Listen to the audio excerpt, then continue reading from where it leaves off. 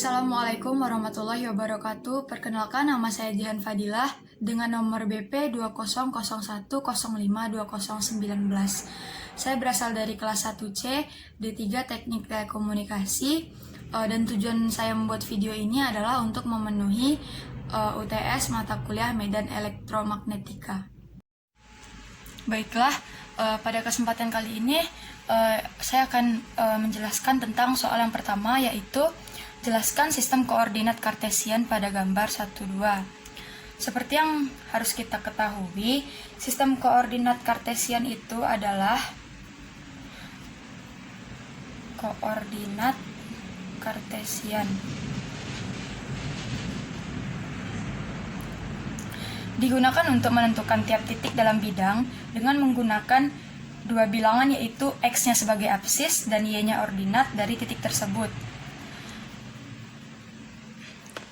Y ordinat.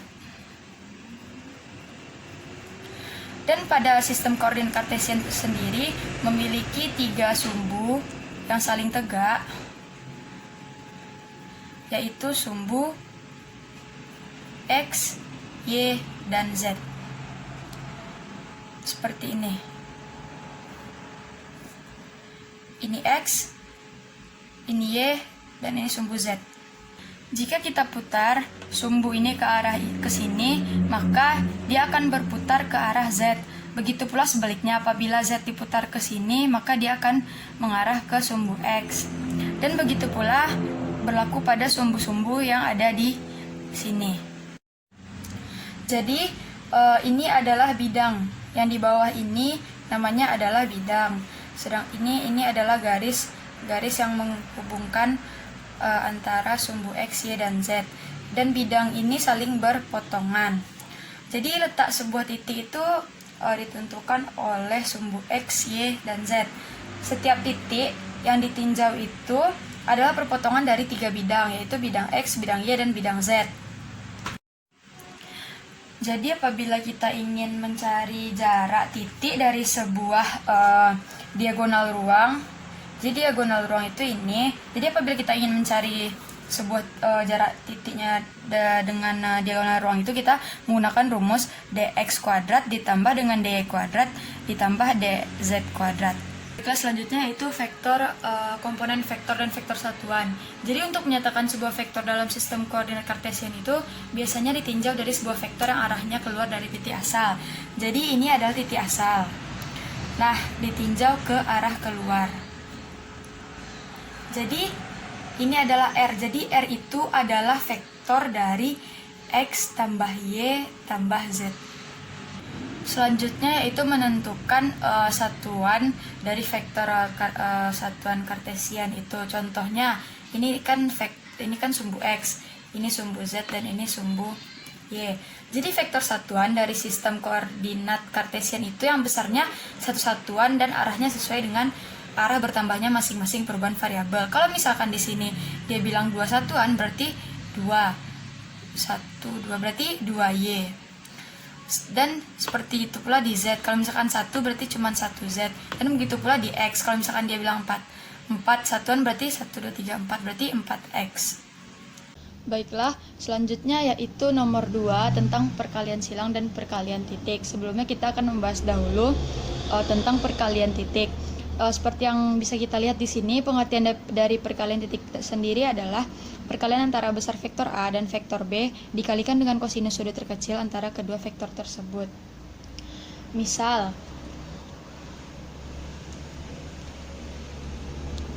ini adalah vektor A dan ini adalah vektor B. Dan ini adalah sudut terkecil, yaitu theta A dikali B. Nah, jika kita mempunyai vektor A, jika kita mempunyai vektor A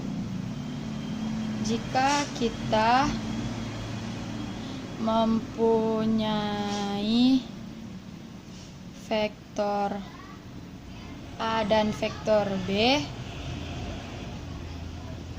maka perkalian dari titik ini, dari vektor ini akan menghasilkan rumus A dikali B sama dengan besaran A dikali besaran B cos theta A dikali B. Maka rumus ini dapat dari ilustrasi tersebut. Baiklah, selanjutnya kita akan bahas tentang perkalian silang. Seperti yang bisa kita baca di sini, perkalian silang itu merupakan perkalian antara vektor A dengan vektor B.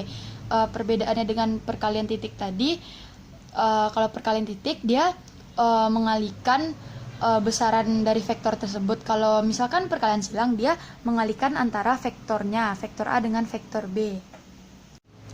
Nah, jadi perkalian silangan ini dapat dirumuskan dengan A dikali B sama dengan besaran A dikali besaran B sin theta A dikali B ditambah AN. Kenapa dirumus perkalian silang ada AN? Karena vektor AN adalah vektor satuan yang menyatakan arah vektor hasil perkalian vektor A dan B.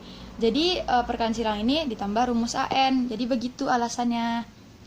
Karena vektor AN adalah vektor satuan yang menyatakan arah vektor hasil perkalian dari vektor A dan vektor B. Jadi alasan dia ditambah AN adalah karena dia vektornya itu menyatakan arah vektor hasil perkalian dari vektor A dan B. Baiklah, selanjutnya itu nomor 3 kita akan membahas tentang koordinat tabung. Koordinat tabung sama dengan koordinat kartesian di mana dia menggunakan sumbu X, Y, dan Z. Jadi pada gambar 1.6 tiga permukaan yang tegak lurus dalam sistem koordinat tabung.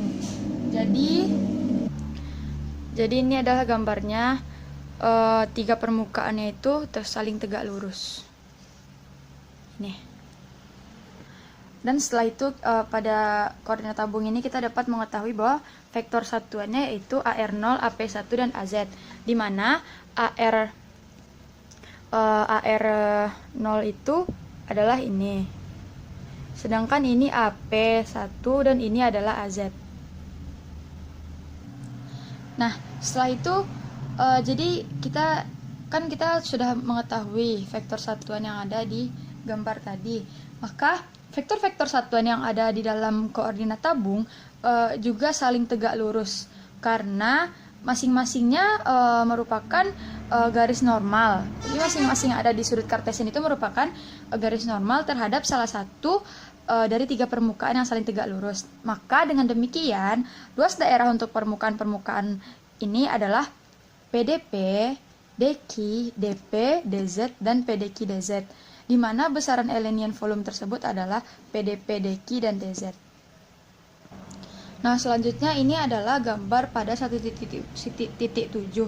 Jadi untuk menyelesaikan transformasi komponen ini, kita harus mengetahui hasil kali dari titik antara vektor-vektor tersebut. Jadi ini titik-titiknya. Kita harus mengetahui hasil kali dari titik-titik tersebut. Dengan demikian, transformasi fungsi-fungsi vektor koordinat kartesian ke tabung atau sebaliknya dengan menggunakan hasil kali titik-titik vektor pada tabel 11. Jadi tabel 11 itu yang ini. Baiklah, selanjutnya kita akan masuk kepada koordinat bola. Pada koordinat bola ini sebuah vektor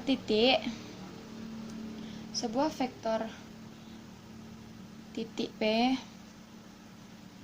maka titik yang sama berada pada suatu sudut VI, kemudian berada pada jari-jari sebesar R. Kemudian berada pada sudut theta ke sumbu Z, dan ini disebut koordinat bola. Ini adalah pengertian dari koordinat bola. Dan pada koordinat bola juga menggunakan 3 sumbu, yaitu X, Y, dan Z. X, Y, Z. Sekian penjelasan dari saya, mungkin hanya itu yang saya pahami tentang pelajaran medan elektromagnetika. Mohon maaf bila banyak kekurangan dan kesalahan. Bila taufiq wa hidayah. Wassalamualaikum warahmatullahi wabarakatuh.